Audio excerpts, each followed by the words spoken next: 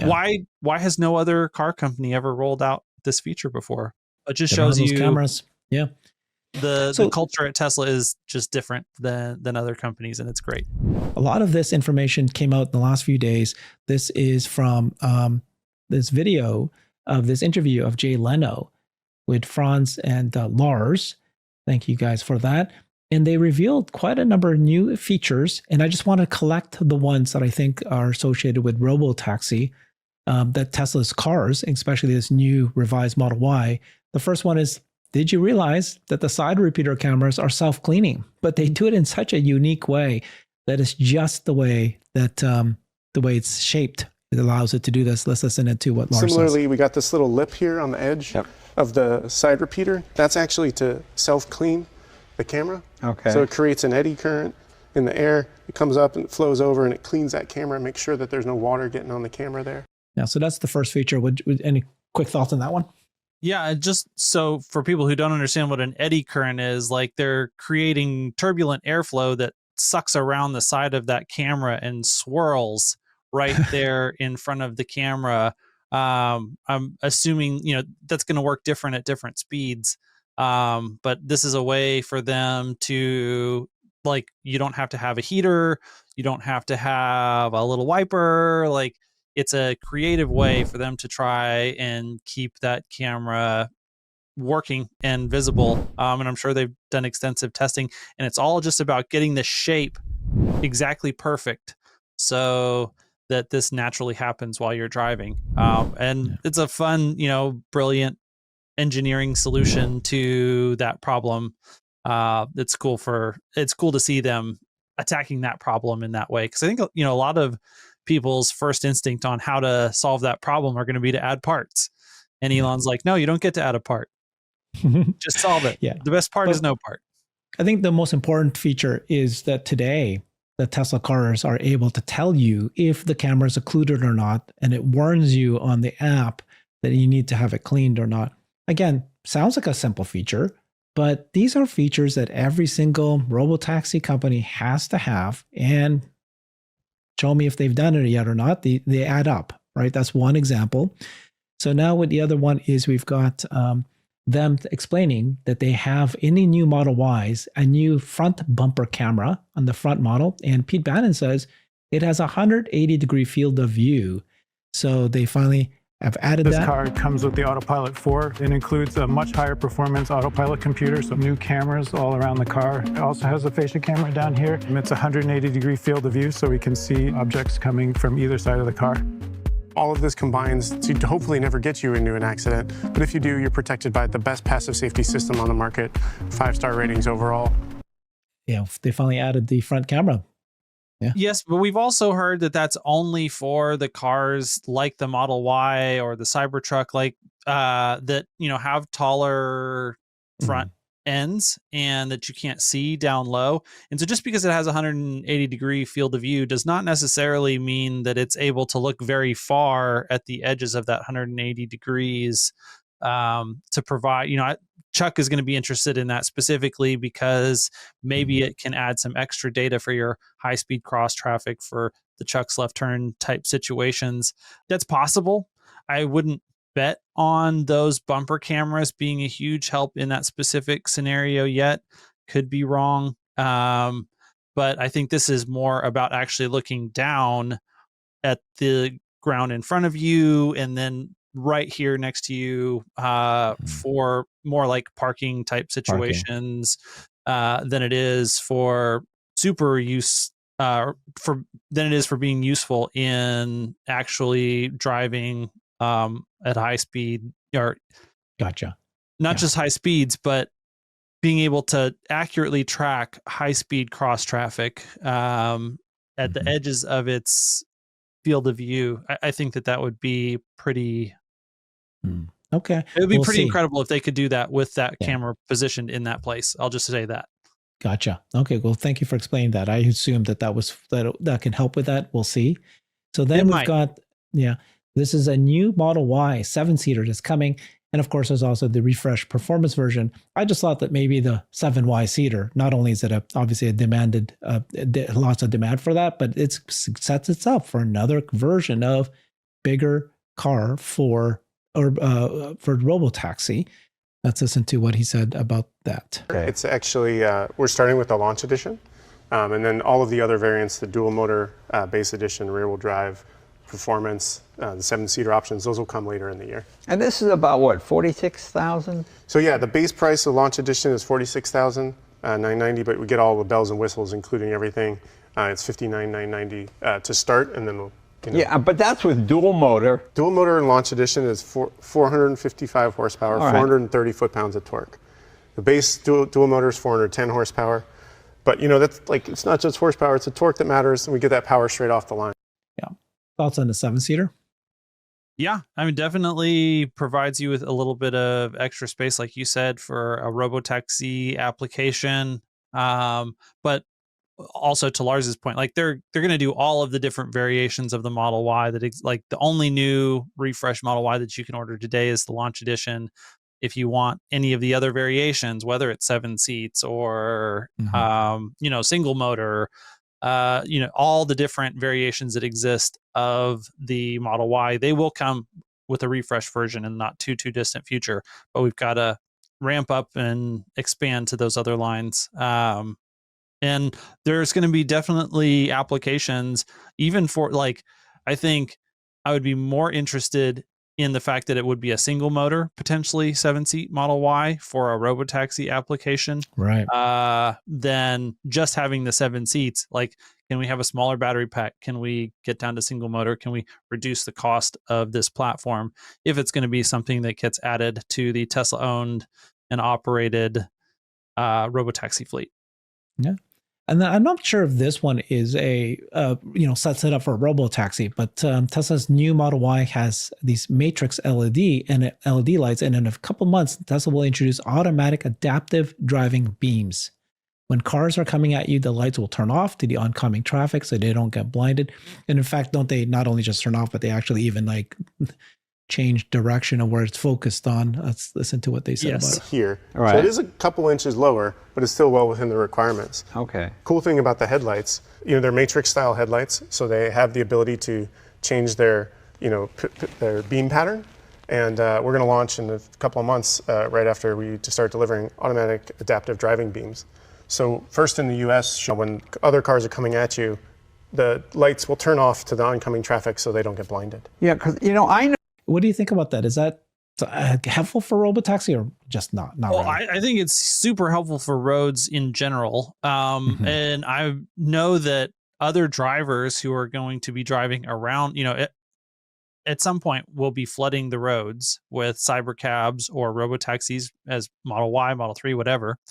And as there are more and more of these cars on the road, it's very nice if you're driving towards a car and it's able to see very well, but it's not blinding you with super high lights. And everyone who's driven, head on to a car that has LED headlights knows how bright LED headlights are.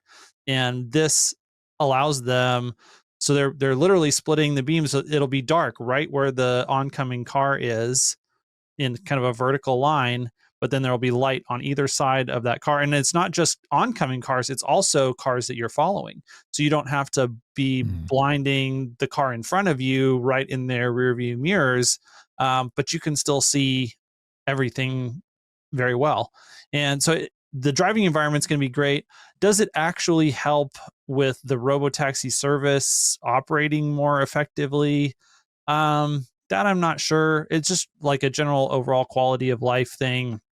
Well, I would say not having blinded drivers around you does help your safety. And so, I think there's, at least a marginal improvement to the safety of the overall robotaxi fleet by being a more thoughtful or considerate driver by not blinding everyone around you. It also means you can drive with high beams pretty much everywhere. That in situations where you would have had to put low beams, now you can have high beams and you can increase your overall visibility all around. And so you can actually see better. I wonder if fog as well, in dark rain. Yeah, it'll be able to see better. And that helps make sure there's less accidents. So the other feature that Tesla has now is this ability to prevent the door opening accidents. So you know how you just automatically park your car and you open the door and then there's a bike, something's going to come. This now prevents it. This Tesla said this person said, my Tesla just prevented me from opening the door when a car was driving by. Such an awesome safety feature. It says door opening prevented. It's because it's got the camera, so it knows something's coming. And then you try to open the door, else it won't let you for now. You might have to do it twice or something to get through. Tesla said new Model 3 and Y help avoid dooring accidents by preventing initial door opening if someone is approaching in your blind spot. And I just thought, okay, that's another feature. Just, you're in Robotaxi. You're just sitting there and now it's time for you to get out. So you open the door and get out. You don't have the ability to, necessarily be looking at mirrors or anything like that. So this helps prevent those kind of accidents. So I thought it was cool. Definitely cool all around for both for the Robotaxi service and not. And it's better, you don't want your door smashed. Whoever's going to smash your door doesn't want to smash into your door either. So like this is a win-win-win, and it's all doable. Just, it's like the ability is there if you have software that's smart enough to take advantage of it, and they keep finding, new ways to use their sensors, their computers to provide more value to customers. And it's just awesome to see them roll something out like this. Okay. And why has no other car company ever rolled out this feature before? It just shows you cameras. Yeah. The culture at Tesla is just different than other companies, and it's great. Yeah. So a lot of things that Tesla's doing has been planning for the future of getting to Robotaxi. And that's one of my main points, is that you think that there's competitors, but they have to think through every little tiny thing. And then everybody thinks, oh, Uber is going to, get into it. Of course, now they know that Uber's not going to get a Robotaxi themselves, but they're going to partner with a bunch of other Robotaxis. Eventually, people say it's a commodity. Lots of car companies will just put their cars into Uber, maybe even Tesla. So let's do a deeper dive debate between Tesla versus Uber debate. Before we do that, competition is coming 2.0. Yeah. But before we do that, let's listen to Uber CEO. He was interviewed, and we'll watch what he says about, number one, their business is skyrocketing. They're still doing really, really well. But then he talks about the strategy for future of autonomous vehicles and how he thinks of it. And then what we'll do is we'll go into this the debate points one by one of is Uber really a competitor to Tesla or not? So yeah, this is Uber CEO Dara Khosrowshahi broke down the company's strong growth, 21% revenue jump, $7 billion in free cash flow, rising trip demand. And then let's listen to what he says here. Uber CEO Dara Khosrowshahi joins us exclusively here at Post 9. Look, I'm going to start, Dara, with what I regard as being important, which is gross bookings. That's always been the number I measure you by. They seem to be pretty good, but maybe you can disabuse me of that. I think they were pretty good. We actually saw acceleration. Usually as companies get bigger, they slow down growth. We saw acceleration in gross bookings, 21% on a constant currency basis. It was driven by trip acceleration too. Trips grew 18%, faster than last quarter. And really it was driven by audience. More and more people are coming to Uber on a monthly basis, over 170 million monthly active platform consumers, again, accelerating on a year-on-year basis. And we're able to grow the top line while growing the bottom line. Adjusted EBITDA of $1.8 billion, up 44%. For the past year, we threw off almost $7 billion of free cash flow.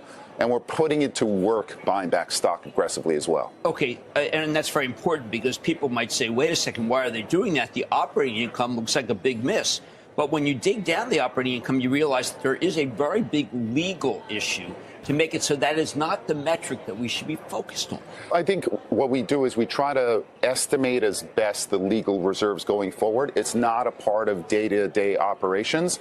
And again, I think the truth is in cash flow, so to speak. And the $7 billion of cash flow that we delivered on this last year is the biggest number ever, and we think it's going to continue to grow going forward. Do you think, before I turn over my colleagues, that there's still a belief, even though Waymo's doing 150,000 a week, which I'm still thinking is not all that big, that there is an existential threat from autonomous vehicles away from you, and that could be some sort of overhang where people are saying, I'm scared?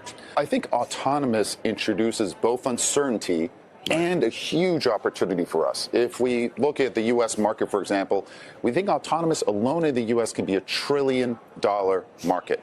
And the tech is definitely getting there, but the commercialization is going to be much more challenging, right? To be able to deliver autonomous at scale. For perspective, we're doing 33 million trips a day, right? Those are the kinds of scale that we operate at.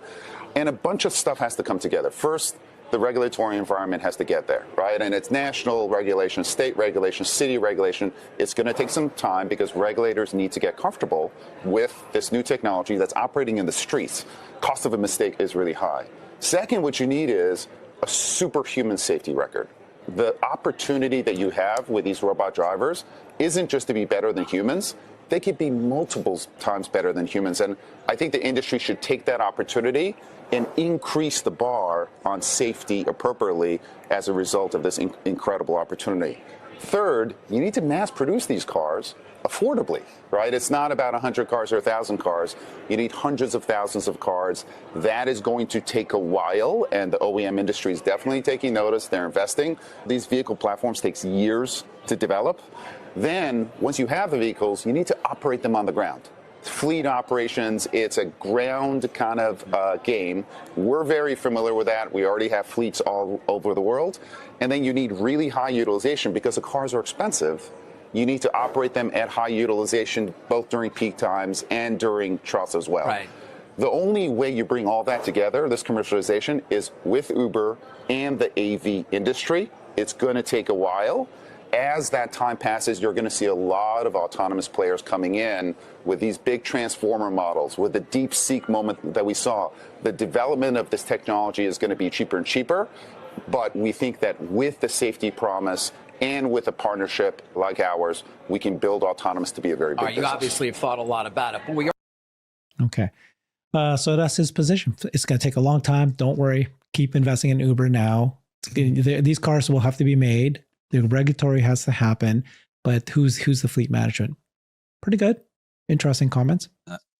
Yeah, I mean, it sounded like a great investment case for Tesla, not Uber. I mean, the only value proposition that Uber brings to the table of any of the things that he mentioned there was the fleet management side of things. And he's just assuming that whoever is going to develop this is going to want to partner with Uber. I mean, when it comes to being able to scale up production of a fleet quickly, Tesla. When it comes to being able to have a system that is 10 times safer than a human, sounds like an advantage that Elon has been razor sharp focused on for a decade. And they're likely to be the first to that, no one right now is going to argue that a Waymo is 10 times safer than a human. So that is a prize that has yet to be won by anyone. I think Tesla's in the best position to win that, at least outside of China.